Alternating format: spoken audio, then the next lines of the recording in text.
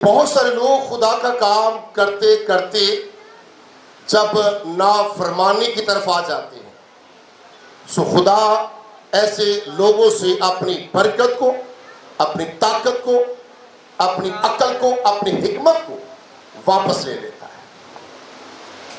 Soul ने तकरीबन 40 साल बादशाही की और बहुत सारी नाफरमानियां की। सो आखिरकार खुदा ने सौल से अपनी उस बरकत को वापस लिया। खुदा ने दाऊद को चुना।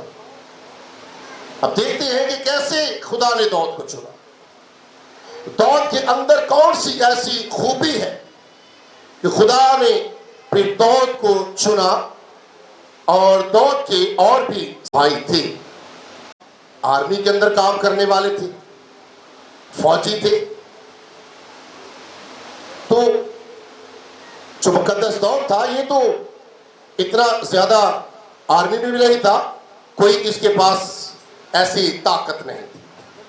लेकिन मैं आज आपको बताना चाहता हूं इसके अंदर जो ताकत थी वो क्या थी, क्यों खुदा ने फिर फैसला किया कि मैं दाऊद को चुनूं। ये दाऊद करता क्या था? जब छोटा था तो अपनी भेड़ बकरियां चुराया करता था और इसके माइंड के अंदर ये चीज बैठ चुकी थी कि जब इसकी भेड़ बकरियों को रिछ या शेर उनको पकड़ते तो ये उनके मुंह से अपनी भेड़ बकरियों को निकाल लेता था। उसका माइंड ये था कि खुदा मेरे साथ है, खुदा मुझे जोर देता है, खुदा मुझे ताकत देता है। ये रिछ या शेर क्या है, ये मेरी भेड़ बकरियों को कैसे लेकर जा सकते हैं। इतना ताकतवर और इतना जोर। सबसे बड़ी उसके अंदर ये जो बात थी कि वो ये समझता था कि मैं अकेला कुछ नहीं कर सकता। उसको ये पता था कि वाकई आप इंसान होने के नाता से कभी किसी शेर के साथ लड़ नहीं सकते, रिछ के साथ लड़ नहीं सकते, किसी ऐसी जानवर के साथ आप लड़ नहीं सकते। ये तो हरगिज़ हर शख्स को पता है, उसको भी पता था। लेकिन क्या माइंड में क्या था? कौन मेरे साथ है? खुदा मेरे साथ है। और किसी रिछ की या किसी शेर की जरूरत क्या है कि मेरी भेड़ को छीन कर लीजिए मुझसे? क्या जरूरत है उसकी? तो खुदा को अच्छा लगा। खुदा ऐसे लोगों को चुनता है जो दलेर होते हैं, जो बहादुर होते हैं। खुदा अपने कामों के लिए बुज़दिल लोगों को कभी नहीं चुनता। आज बात याद रख लीजिए। और खुदा चलने वालों के साथ चलता है, खुदा कभी बैठने वालों के साथ बैठता नहीं। जो खुदा में चलते रहते हैं, खुदा उनके साथ चलता रहता है। तो दाऊद चलने वाला था, दाऊद बैठने वाला नहीं था। तो सौल से खुदा ने फिर सारी अपनी बरकत को लिया और फिर फैसला किया कि मैं किसको चुनूं? दाऊद को। लिखा है खुदा के कलाम में कि खुदा ने शमूएल को कहा कि जा मेरे बंदा दाऊद को जाकर मसा कर। लिखा है कि खुदा ने जब ऐसा कहा तो मुकद्दस शमूएल जो है उसने तेल लिया, सिंग लिया और यस्सी के घर पहुंच जाता है। लिखा है कि जब शमूएल ने जाकर कहा यस्सी को कि मैं तेरे बेटे को आज मसा करने के लिए आया हूं बादशाह की, ताकि इस्राएल का बादशाह बन जाए।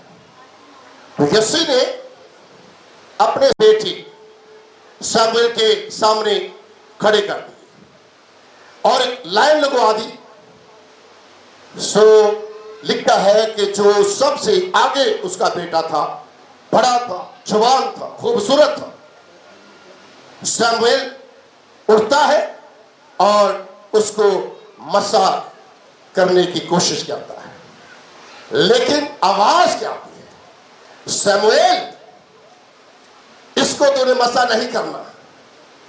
और क्या तू इसके कद पर देख रहा है, क्या तू इसकी शक्ल को देख रहा है, ये ज्यादा खूबसूरत है, इसलिए आप उठकर जल्दी से इसको मसा करने लगे हैं। खुदा ने कहा, शमूएल ये नहीं जिसको मैंने चुना है।